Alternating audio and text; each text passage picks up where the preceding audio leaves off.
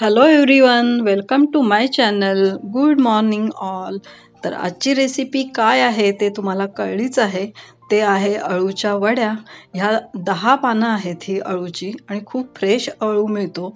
त्यासाठी सगळ्यात प्रथम आपण प्रिपरेशन करून घेणार आहोत. एका कुकरच्या डब्याला मी तेल लावून घेते, जेणेकरून जे आपण ते जे बॅटर ठेवणार आहोत किंवा अळूवड्या ज्या ठेवणार आहोत ते या कुकरच्या डब्यामध्ये ठेवणार आहोत. आणि आत्ता पावसाळ्याचं नुकतीच सुरुवात झालेली आहे आणि अळूची पानं खूप छान आणि एकदम हिरवीगार, एकदम अशी कोवळी अशी मिळायला लागलेली आहेत. तर माझी ही रेसिपी तुम्ही नक्की बघा. आणि थोडंसं आपण अळूच्या वड्यांना ट्विस्ट देणार आहोत. म्हणजे नक्की काय करणार आहोत, तर ज्यांना कोणाला रोल करायला जमत नाही अळूवड्यांचं, तर त्यांच्यासाठी थोडंसं हे वेगळी पद्धत आहे की जेणेकरून त्यांना रोल करावे लागणार नाहीत आणि वड्या देखील मिळतील. तर आता आपण काय करतोय, अळूच्या पानांचा जो मागचा देठ आहे तो काढून घेतोय सुरीने. असा अलगद काढून घ्यायचा आहे. पानं एकदम कोवळी असल्यामुळे त्याला फार असा जाड देठ नाही आहे आणि त्याच्यामुळे एवढी काही खाज वगैरे येणार नाही. आणि त्याच्यासाठी आपण चिंच तर वापरणार आहोत. आणि अशी ही पानं मी एकावर एक 3 अशी ठेवून घेतलेत. थोडीशी वेगळी पद्धत आहे. आपण ह्याचे रोल करणार नाही आहोत, तर आपण हे असे उभे चीर देऊन घेऊया, त्याला कापून घेऊया. आणि नंतर उभे कापून झाल्यानंतर आपण ह्याला छान असं बारीक चिरून घेणार आहोत. म्हणजे त्या पद्धतीने चिरून आपण ह्याच्या वड्या करणार आहोत. तर ते काय करतोय आपण, तर ते पुढे बघाच तुम्ही. त्यात प्रथम जर कोणी माझ्या चॅनलवरती नवीन असतील तर प्लीज त्यांनी सबस्क्राईब करा आणि लाईक देखील करा. तुम्ही व्हिडिओ नक्की बघता पण तुम्ही लाईक देखील करत नाही आणि सबस्क्राईब पण करत नाही. तुमच्या मोटिवेशनची खूप गरज आहे. एक लाईक किंवा एक सबस्क्राईब तुमचं मला मोटिवेशन मिळून जातो आणि खूप उत्साह होतो नवीन नवीन व्हिडिओ बनवायला. तर नक्की माझ्या चॅनलला सबस्क्राईब करा, लाईक करा आणि कमेंट देखील करा. तर हे बघा, अशा पद्धतीने मी उभे काप करून घेतले, चिरून घेतले आणि आता एकदम छान असं बारीक चिरून घेणार आहोत, पातळ पातळ. एकदम कोवळी पानं छान अशी मिळालेली आहेत मला आणि आता एकदम मिळायला सुरुवात देखील झालेली आहे ती. अगदी आता पूर्ण पावसाळभर म्हणा किंवा आतापासून पूर्ण पुढे खूप महिने आताही आपल्याला अळूची पानं मिळतच राहतील. तर अशा पद्धतीने छान असं आपण हे बारीक चिरून घेऊया. अळूची पानं आणून तुम्ही ही रेसिपी नक्की करून बघा. नक्कीच सगळ्यांना अळूच्या वड्या आवडतात.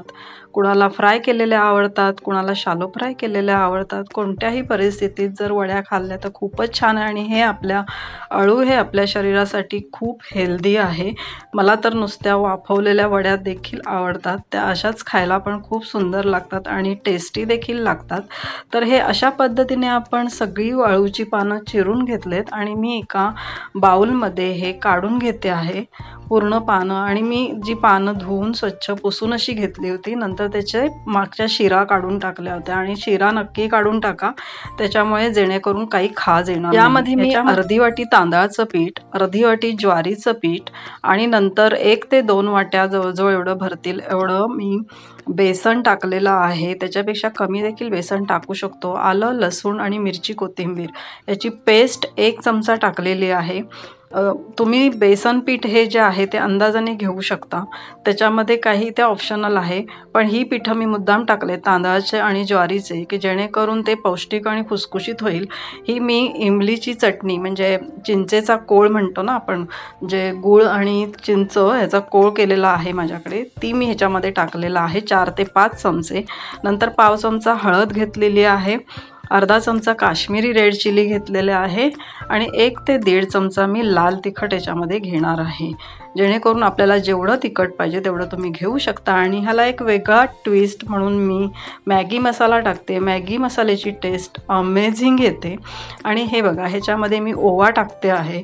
ओवा हा आपल्याला पौष्टिक म्हणजे शरीराला आपल्या चांगला असतो आणि दुसरं म्हणजे पोटाला बाधत नाही बाकी सगळ्या गोष्टी त्याच्यामुळे. आणि तीळ पण चवीला खूप छान असतात. तर ते तीळ त्याच्यामध्ये हवे म्हणजे हवेच, जेणेकरून अळूवडी जर आपण करतो तर अळूवडीमध्ये तीळ पाहिजेच. नंतर मीठ टाका चवीनुसार आणि सगळं हे छानपैकी असं मिक्स करून घ्या.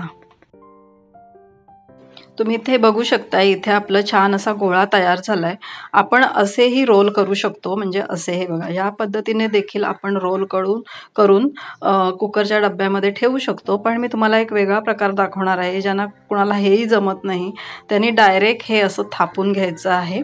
कोणत्याही प्लेटवर देखील तुम्ही घेतलं तरी चालेल किंवा कुकरच्या डब्यामध्ये घेतलं तरी चालेल। कुकरचे डब्बे तर सगळ्यांकडेच असतात, नाहीतर साध्या प्लेटला तेल लावून जरी तुम्ही असं ठेवलं तरी देखील चालेल।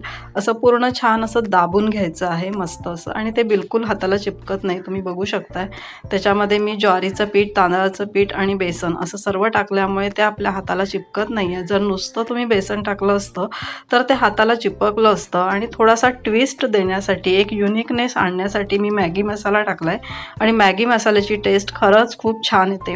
आणि मी आता हा कुकरमध्ये अर्धा तासासाठी वाफायला ठेवणार आहे या वड्या। याच्यामध्ये अर्धा तास याच्यामध्ये ठेवू शकतो किंवा कढईमध्ये गरम पाणी उकळून त्याच्यामध्ये आपण प्लेट ठेवू शकतो किंवा त्यामध्ये डबा ठेवू शकतो आणि वरनं झाकण लावून ठेवायचं। कुकरला आपण शिट्टी नाही लावायची। आणि नंतर ह्या माझ्या वाफल्यानंतर ह्या थंड झालेल्या वड्या आहेत, ज्या की मी तुम्हाला कट करून दाखवते आहे। तर हे बघा, कुकरमधनं काढल्यानंतर आपल्याला थंड देखील करून घ्यायचं आहे ते, आणि थंड झाल्यानंतर अशा छान अशा वड्या आपल्या पडतात आणि डब्याला कुठेही चिपकत नाही।